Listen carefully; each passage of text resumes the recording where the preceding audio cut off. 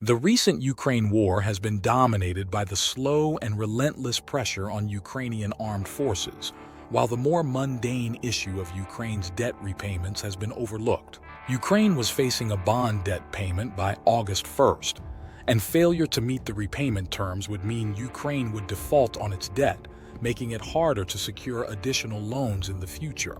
However, Ukraine reached an agreement to avoid default, and President Zelensky signed the agreement into law this week. Ukraine is also striving to garner international backing to secure Russia's participation in upcoming fall 2024 peace talks.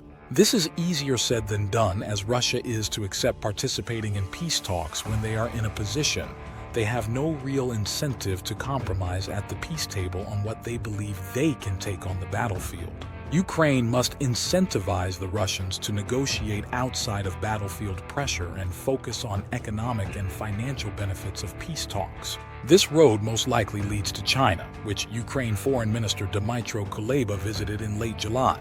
Mr. Kuleba agreed to the One China policy, and in return the Chinese declared the Ukraine eligible for the Belt and Road Initiative. This could serve as a funding mechanism for Ukraine to start rebuilding after the war is over, while also increasing China's European profile.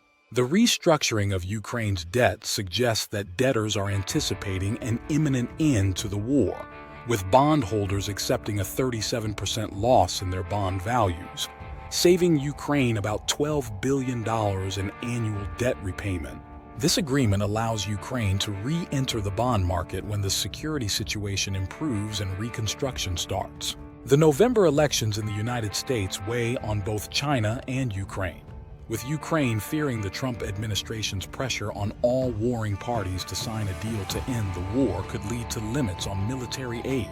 China is concerned because they want to avoid a Trump presidency, and signing a peace would give Biden-Harris a foreign policy win to help their election prospects. A Harris win will likely mean a continuation of alliances forming in Asia, and a Trump win will most likely mean economic hardship for China.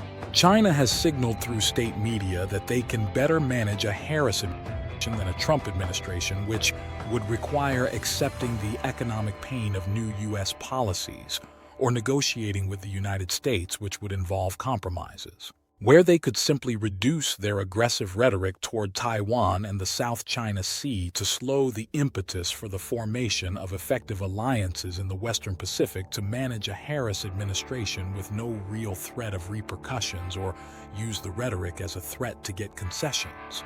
The Ukrainian population in non-occupied regions has shown a softening stance toward continuing the war. The recent prisoner exchange, the shuttle diplomacy of the current EU President Viktor Orban to Kyiv, Moscow, and Beijing, and the terms of the debt repayment are all indications that peace talks might actually be taken seriously for the first time since 2022.